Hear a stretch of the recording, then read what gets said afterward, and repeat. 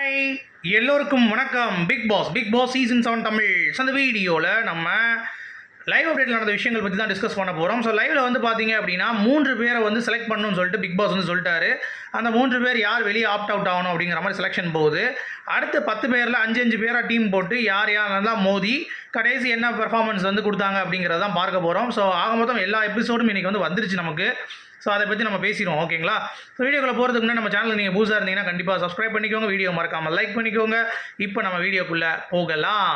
So first எடுத்தோடனே இன்றைக்கி அர்ச்சனாவுடைய மடத்தனமான ஒரு டிசிஷன் அப்படின்னு தான் கண்டிப்பாக சொல்லணும். ஏன்னா அவங்களுடைய பெர்ஃபார்மன்ஸ் வேறு லெவலில் ஹைலைட் பண்ணி நேற்றுலேருந்து இன்றைக்கி வரைக்கும் ஹோல்டு பண்ணி இன்றைக்கும் வந்து அவங்களுடைய பெர்ஃபார்மன்ஸ் வந்து வேறு லெவலில் போச்சு. ஆனால் டிக்கெட் டு ஃபினாலேக்கு தவறான ஒருவங்களை தூக்கி வந்து அடையாளப்படுத்தி கொடுத்தது அப்படிங்கிறது வந்து பார்த்திங்கன்னா என்னதான் ஸ்ட்ராட்டஜியாக இருந்தாலும் அது வந்து நாட் கூல் அப்படின்ற மாதிரி தான் தோணுது, ஓகேங்களா? அது மட்டும் இல்லாமல் அர்ச்சனாவுக்கு வேறு லெவலில் இன்றைக்கி ஒரு வெற்றி வந்து கிடச்சிருக்கு. ஸோ அவங்க ஏற்கனவே நினச்ச மாதிரியே மைண்டில் என்னடா அது மக்கள் வெளியே பார்த்துப்பாங்க என்னுடைய ஆட்டத்தை அப்படின்ற மாதிரி நினச்சிருந்தாங்க.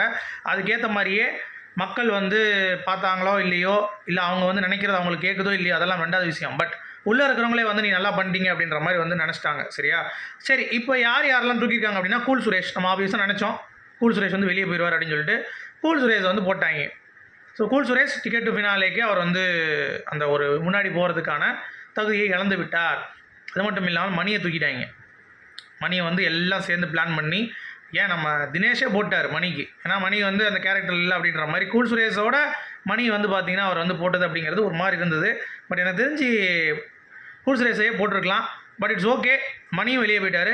அனன்யா, மணி மற்றும் கூல் சுரேஷ் இந்த 3 பேரும் வந்து வெளியே போயிட்டாங்க. அப்போ மித்த இருக்க 10 பேரில் டீமாக வந்து ஃபார்ம் ஆகுது. ஒரு சைடில் வந்து பார்த்தீங்கன்னா நிக்சன், அவருக்கு போட்டியாக இந்த சைடில் வந்து விஜயவர்மா வந்து செலக்ட் பண்ணுறாங்க. ஸோ நிக்சன் வைஸ் விஜயவர்மா, இது ஒரு டீம்.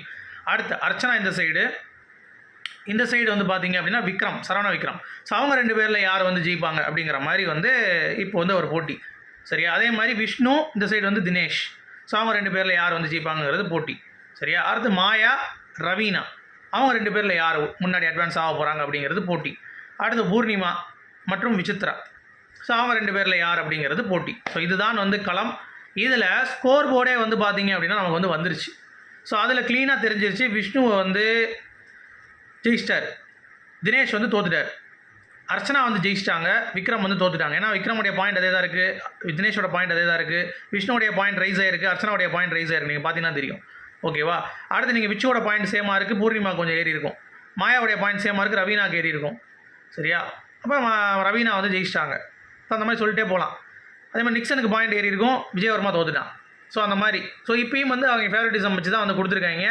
ஸோ நிக்சனுக்கு இவ்வளோ தூரம் வந்தது அப்படிங்கிறது வந்து நம்மளால் ஏற்றுக்கொள்ள முடியல. ஏன்னா கேரக்டரை நல்லா பண்ணல, வெறும் டான்ஸு பக்காவாக பண்ணால், அதில் எந்த மாற்று கருத்தும் இல்லை.